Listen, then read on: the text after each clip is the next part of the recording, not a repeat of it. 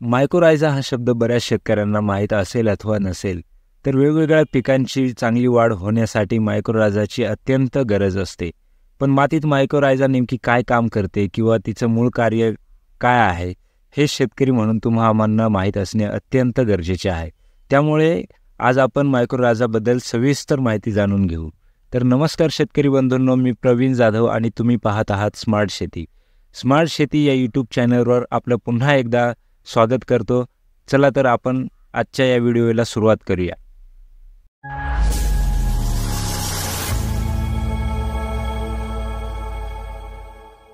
तर सर्वात प्रथम मायकोरायझा हे नाव लॅटिन भाषेत मायको म्हणजे बुरशीचे आणि ग्रीकमध्ये रायझा म्हणजे मूळ या शब्दापासून मायकोरायझा हे नाव तयार झाले.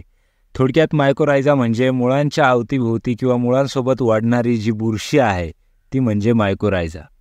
तर शेतकरी बंधूंनो, तुमच्या लक्षात असेल मी सांगितलं की बुरशी, आता ही बुरशी हानिकारक नसून ही जी बुरशी आहे ही मित्र बुरशी आहे. याच्याने आपल्या पिकांना जे सर्वांगीण जी वाढ आहे ती देण्याचं काम ही बुरशी करत असते. मायकोरायझाज म्हणजे ही एक बुरशी आहे आणि ही बुरशी पिकांची सर्वांगीण वाढ ही करत असते. तर शेतकरी बंधूंनो, आता आपण मायकोरायझा म्हणजे काय हे आपण पाहिलं. तर आता आपण पुढे पाहू हे मायकोरायझा नेमकी कशा प्रकारे काम करते.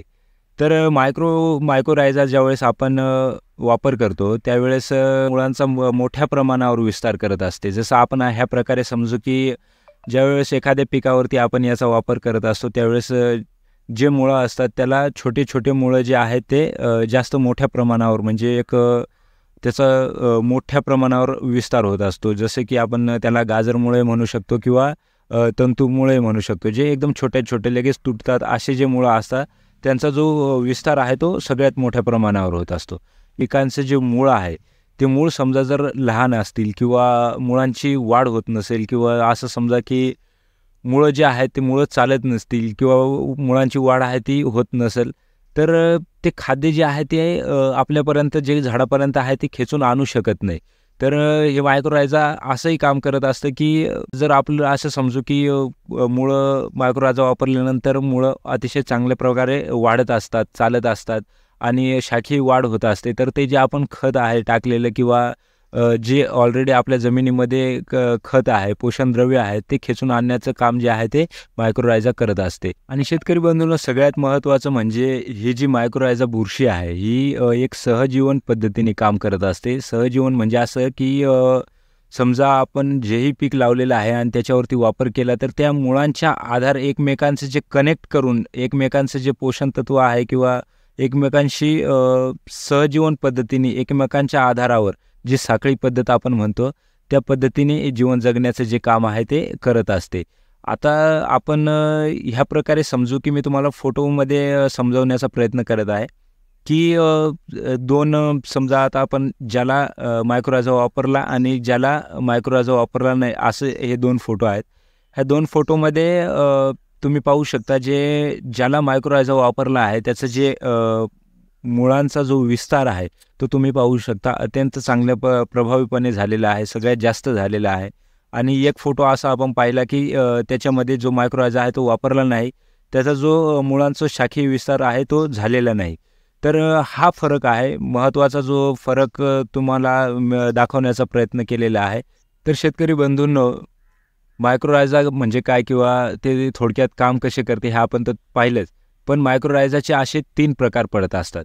ते 3 प्रकार कोणकोणते आहेत हे आपण जाणून घेऊया. तर सर्वात प्रथम म्हणजे एक्टोमायकोरायझा आणि दुसरा इंडोमायकोरायझा आणि तिसरा एक्टेंडोमायकोरायझा. तर हे कसे कसे काम करतात आपण थोडक्यात जाणून घेऊया. तर सर्वात प्रथम म्हणजे एक्टोमायकोरायझा हा जो काम करत असतो तो म्हणजे मुळांच्या बाहेर राहून किंवा मुळांना जो चिटकून आहे तो काम करत असतो. त्यानंतर एंडोमायकोरायझा हा जो काम करण्याचा याची जो सिस्टम आहे तो म्हणजे मुळांच्या आतमध्ये जाऊन आणि काही प्रमाण बाहेर ठेवून जो आहे तो काम करत असतं.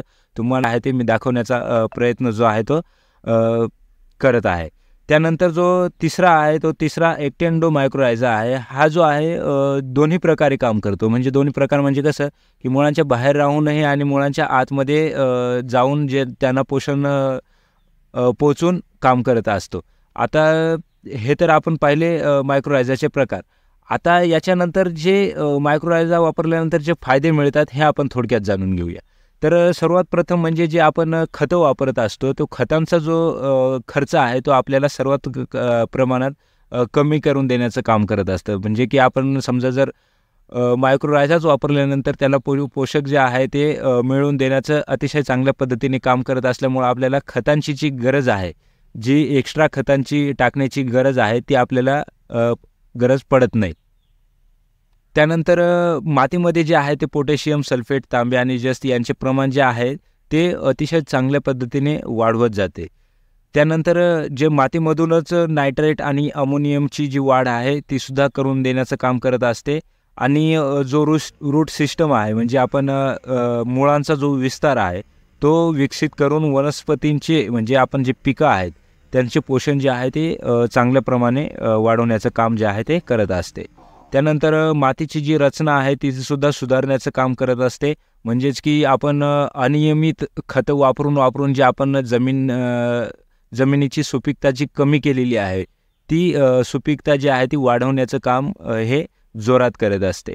आणि सगळ्यात महत्त्वाचं म्हणजे हे मायक्रोरायझा वापरल्यानंतर आपलं जे पीक आपल्या शेतामध्ये जे लावलेलं आहे ते एक समान वाढवण्याचं आणि उत्पन्न देण्याचं जे काम आहे ते अतिशय चांगल्या पद्धतीने करत असतं. आता शेतकरी बंधूंनो, आपण हे बघू की आपण मायक्रोरायझा हे कोणकोणत्या पिकांवरती वापरलं जाऊ शकतं किंवा याचा वापर करू शकतो. तर जवळजवळ आपले सर्वच जे फळबाग असो, फळपिके असो किंवा भाजीपाला असो किंवा इतर शेतामध्ये तुम्ही जेही पीक लावलेलं असेल त्या पिकांवरती याचा वापर हा केला जाऊ शकतो.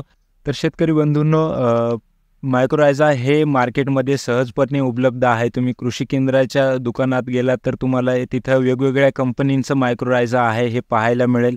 त्याच्यावरती त्याची किंमतसुद्धा तुम्हाला पाहायला मिळेल. तुम्हाला जेही हवी असेल ते मायक्रोरायझा तुम्ही घ्या आणि आपल्या पिकांवरती वापर करा. किंवा याचा जो फायदा आहे तो तुम्हाला मी व्हिडिओमध्ये सांगितलेलाच आहे. जर तुम्हाला तो आवडला तर नक्कीच एकदा ट्राय करून बघा आणि आपली शेती जी आहे ती स्मार्ट शेतीमध्ये बदल करा.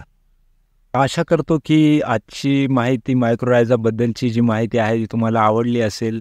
जर व्हिडिओ आवडला असेल तर लाईक करा, शेअर करा आणि चॅनलला नक्कीच सबस्क्राईब करा. जेणेकरून नवनवीन व्हिडिओ तुम्हाला पाहायला मिळतील.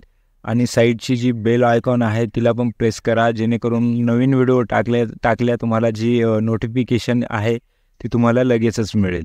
तर आजच्या व्हिडिओमध्ये एवढंच मित्रांनो. धन्यवाद.